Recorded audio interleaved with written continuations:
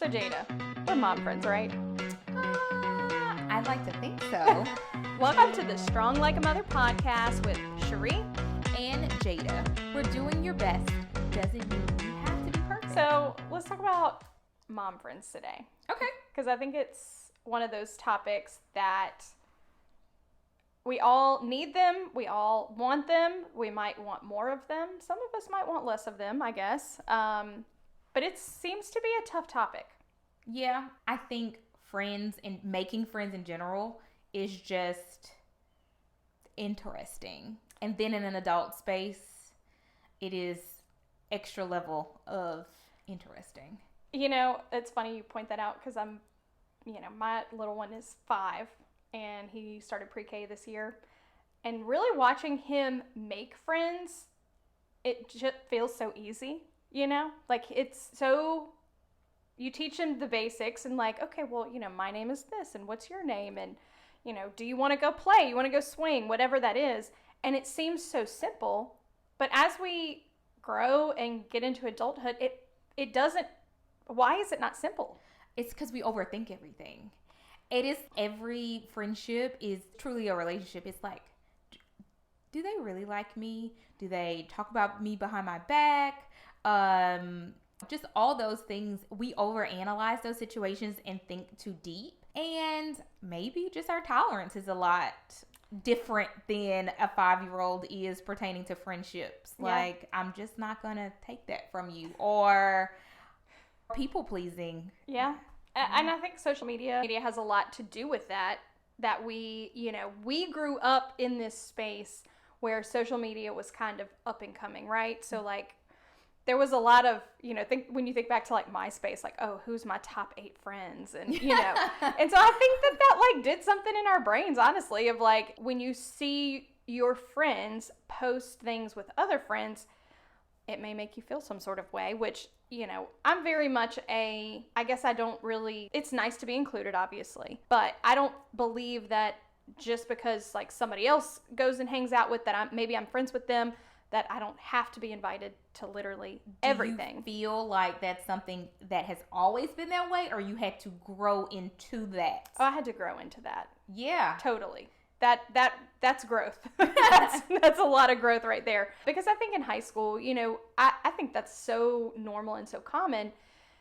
And as you get older, and probably even into college and in my 20s, I think I felt this like, okay, well, I kind of feel left out. Like I did have like a core group of girlfriends growing up, but then as we got older, some of them had babies a lot earlier than we did, and then some of them still don't have children.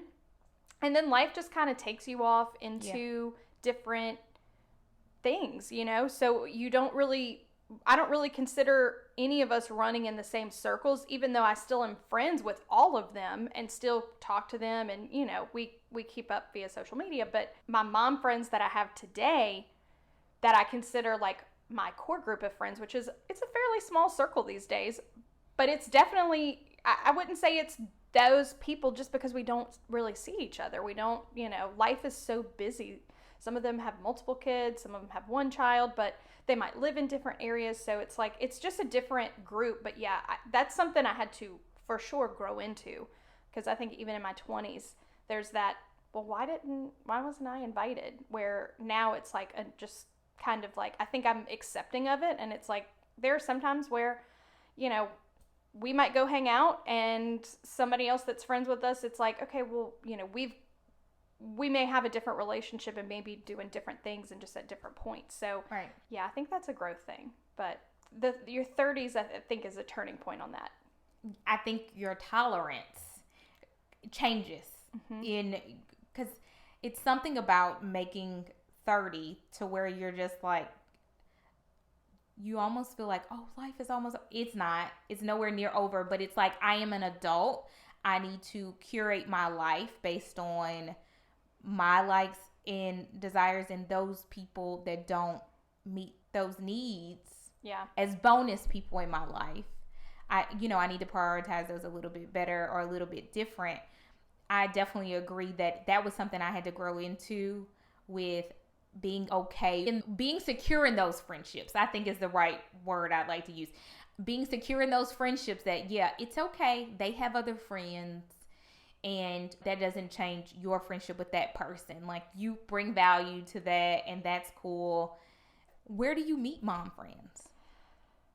I mean, I think that's the question of the century, honestly. Where do you pick mom friends up? Well, obviously we're mom friends, and we met because we did a deal together, so that's kind of work related. And I do find a lot of people that I've worked with, we kind of mesh and get together. So that's been a big source of mom friends. And with Levi starting pre-K this year, like, we were previously in daycare, but it's definitely very different. Yeah. I've noticed, like, we went from daycare to an actual preschool where he's gonna, probably continue through 8th grade. And that has been really life-changing, I guess, because we're starting to meet some of his classmates, parents, and I can definitely see that, we're doing sports together, and we're, chaperoning field trips together, and we're serving in the cafeteria together. Birthday parties, and all of those things. And so I think by default, those people become your mom friends, your parent friends. Right. So I think that has been something that I've actually been very thankful for, because it's like, okay, this is like, easy, right? Because making friends, I think, as an adult is not easy in general. So when you're kind of that forced proximity, which is why I think work friends, church friends, school friends, like that, you're in the same spaces doing the same things or similar things. So I think that is probably where at least I feel like my mom friends kind of come from, just because, I mean, like I said, a lot of my friends that I grew up with, who I am friends with, the proximity isn't there to, they're not a part of your life, your everyday life. Right. Yeah, I can definitely agree with that. It was a little different for me with friendships when I had Peyton. Mm-hmm. None of my friends had kids. So I was off on this island. And so then when it was time for school, and right around the time she went to preschool, the school that we were able to put her at, that's when I started knowing what it's like to have mom friends, which it was a little weird because I was the youngest mom in the class, being in my early 20s. And so it's just finding your balance and where you fit in with these groups. But it was so great once you actually found somebody that you can relate to with a kid, the age of your kid. Like, oh, is my kid normal? Or whatever that means, that you guys can, because a lot of times Dylan and Levi are the same age, a month apart. And a lot of times I'll be like, oh, Dylan did this. And you're like, Levi too. And I'm like, good. She's not weird. It's normal. It's just that age. Yeah. And I think that's a really important thing, to find mom friends that do have children, at least somewhat similar, because raising children is it's a rewarding season of life, but it's a tough season of life. Like, it will push you to your limits. And it's so funny. It's like at night, you put them to bed and immediately you're relieved because you're like, okay, I can scroll on my phone. I can watch my Netflix shows. I can do, like the things I want to do, because I think, and I definitely feel like this is, and maybe this is a parent thing, but really it hones in on a mom thing. Like, here lately, I'm like, okay, I'm so sick of watching football, because we watch a lot of football during football season. And look, I'm a football fan. I like football, but I am over it. And I'm like, okay, it's time to watch my shows. So you feel that. But then at the same time, you feel that like, oh, but they're so sweet. So it's a fleeting stage of life, but it's like this tug of war between rewarding and relief whenever you do get that break, you know? You want to find your people that can, one, you feel comfortable with those conversations of saying, oh man, I really needed a break, or oh my goodness, that winter break was long and I was ready for them to go back. And, and to be able to really bounce those ideas off of sometimes and just be able to go and confide in without that fear of judgment, because every mom friend isn't going to be that person. And, we've talked about this before. That's okay. But finding those people that you can feel comfortable with, deep breath, or go for those play dates and like be able to call. You don't have to send a note to the whole class. Like this specific mom friend, this specific kid, we vibe, we've exchanged information. Dylan said to a friend, she was like, "Can I get your Wi-Fi password?" And she meant the phone.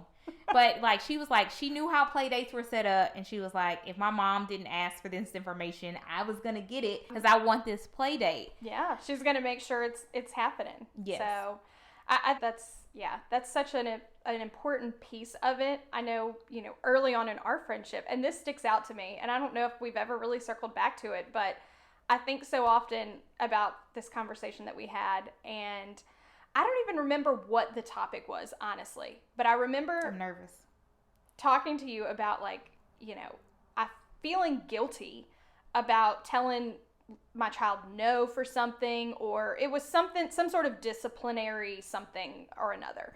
And this is so vivid in my mind. And you're like, when you're making decisions as a parent, the end goal and how you can go and make peace with that is we're here to raise good humans.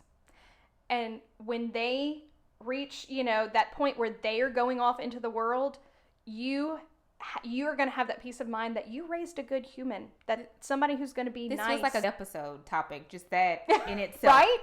Yeah. We might have to elaborate more on that. But, and so it's like, when you do have to make those hard decisions, and it might be disciplinary, or it might just be telling them no, or whatever it is in that, if you can go, you know what, but that's going to make them a good human. Yeah. Then you as a parent have done your job. And that is probably one of the most profound pieces of advice that you have given me. Thank you. You've got a few parenting years on me. And so you're usually one of the first people that I call, and I'm like, I need advice on, whatever it is, because you've been there. You've done this a couple of times before. I mean, we do have children the same age, but you've also got older ones. And so that is one of those things that have just stuck out in my mind. But it's funny. It makes me think about mom friends almost like accountability partners, because we believe in that in the business world. We do. But to say, hey, listen, hold your ground. Mm-hmm. Don't let them push you over, or, hey, this is something you really wanted to get to do. Make sure you make that time to do that. Yeah. Or whatever those things are, kind of just being that support system, I think is the best thing. Not just being, you're going to have your superficial mom friends that, hey, we just wave in the parking lot, carpool, But, listen, I'm going to be honest, I'm not going to hang out with you separate from our kids. Right. But you do want those good friendships to where, we can talk about the hard things, or we can laugh about the silly things. And I can tell you something wild and crazy my kid did, and you not just write me off of, I should report her to somebody. Right? That's important. I mean, please don't report me.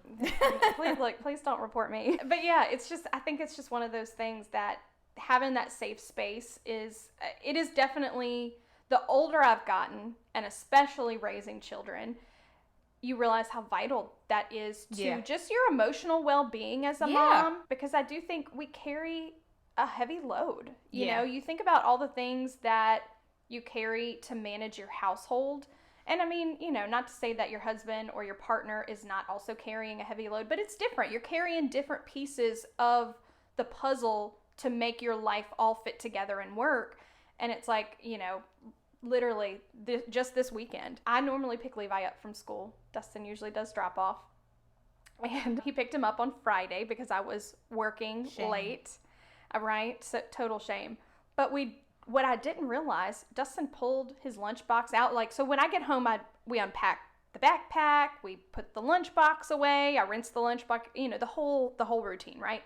Well, when I picked his backpack up yesterday to get it ready, because we have a field trip coming up, and I knew I had to sign the permission slip and pay the money and all of that stuff. So I'm like, let me do that because I don't want to forget, because that would have ended up in me driving a check to the school today. That would have been the real mom shame. That would have been the real mom shame. But the real mom shame actually comes in with, I realized that we actually got the class pet on Friday. Oh, and you didn't take any pictures? Was it a real live pet? No. It was a plushie? Oh my God. Thank God it wasn't a live pet. That thing would have been dead. It would have died at our house, and I would have probably been at PetSmart Well, buying let's a top hamster. the shame meter with that. Would have been the ultimate shame that the pet died at your house. Right? No, it is a plushie, but still, I'm like, I picked the backpack up, and instantly you just know, and you're like, oh, what is in here? Like, and it's heavy. And I'm like, did Dustin not unpack the lunchbox? And that's the only thing that's in my mind is like, maybe we just forgot to unpack the lunchbox. It'll be gross, but it's fine. I'll rinse it. Like, no biggie. It's the dang class pet. And I'm like, oh my God, what am I supposed to do with this? So I opened the backpack that the class pet comes in because I'm like, what is this? And it's like, oh, and you're supposed to write a short story on what you and the class pet did. And then you also have to take pictures and go get the pictures printed. And I'm like, well, I guess I could like print it on my home printer. But then no one else has done that. And so I'm like, so I message his teacher and I'm like, hey, I'm going to just be real honest with you. I didn't realize the class pet was in the backpack until today when I'm unpacking it. Do you think we could keep the class pet until Thursday because he's off of school tomorrow? Do you think we could keep it till Thursday? I'll promise I will make sure it gets back to you just so Levi can have time with the class pet. She was like, absolutely no biggie. So, I mean, but yeah, talk about a mom fail, huh? Because I'm like, man, it's one of those things like and in my head, I visibly saw that the lunchbox had been taken apart. Dustin had done that, and so I just didn't even think. We just don't look at the backpack. There's nothing in the backpack that I need to look at until we're preparing to go back to school. Levi didn't even remember. I asked him if he knew. He said no, and I'm like, I'm sure they told you you had the class pet and you forgot. We did get the class pet earlier in the school year, right, for a field trip. They just knew that I would be that mom that would put on and perform, and they were like, hey, bring it on the field trip. I think it'll be cool. Mind you, this field trip was a pumpkin patch, so it was filthy and dirty, and yes, it was a plushie and not a real live animal. And I made sure to take pictures and things like that. But then you kind of like flip back to the homes that this pet has visited before, and you're like, man, look at this like intricate Art Deco design they've done on this page before, and oh yeah, this curation, this whole scrapbook curation of something, and I'm just like, I'm gonna do the best I can. There were photo collages. There were very, very good drawings that I'm like, did your child draw that? Because I could probably draw that, but my child could definitely not draw that good. That is not for a kid to do. That's like if you ever get one of these, if Star Student or anything like that, the About Me posters. Yeah. Listen, my kid doesn't do those. Me or Jared will do them, to be quite honest, because I don't know, we're scared our kid's going to embarrass us or something. That's not really true, but it's like us performing for them. Let's showcase. Yeah. That is what I feel like homework. He doesn't get very much homework in pre-K, but every now and then they'll send home like a little worksheet or something in an area that he might be struggling in. And I'm like, this is literally homework for me. Not that I don't make him do it, but it's homework for me in the sense that I have to make him do it. And then I have to sit there with him and do it with him. Because, I mean, he's little still, so, He doesn't want to. He doesn't want to. God, the last one we did, it resulted in tears. So for who? For Levi, not for me. I don't know. He was having one of those days, and finally I was just like, you know what? It'll just be a day late, and we're gonna come back to this tomorrow because I don't want to fight you on this. Like, it was this color in thing he had to do, and paste it on this cross thing, and the whole, I don't know. It was a multi-step project, is what it was. But yeah, when the tears flow, here's the thing, like, there are times when I've hit my limit, and if you've hit your limit, I understand that, and we'll just table it. Like, sometimes, as much as I'm a deadline person, sometimes, like, there are just times where there's exceptions that need to be made, I think, so. But yeah, that was my mom shame from this weekend, that all I can think is, thank God it was not, like, a real hamster or something like that. I'm surprised Tessa didn't find it already because, we're halfway through the school year at this point. So, I mean, Lucky has visited quite a few homes. So I did flip through the book. So he's, I literally was like, should I wash him? Not that, antibacterial spray or something. Yeah. Yeah.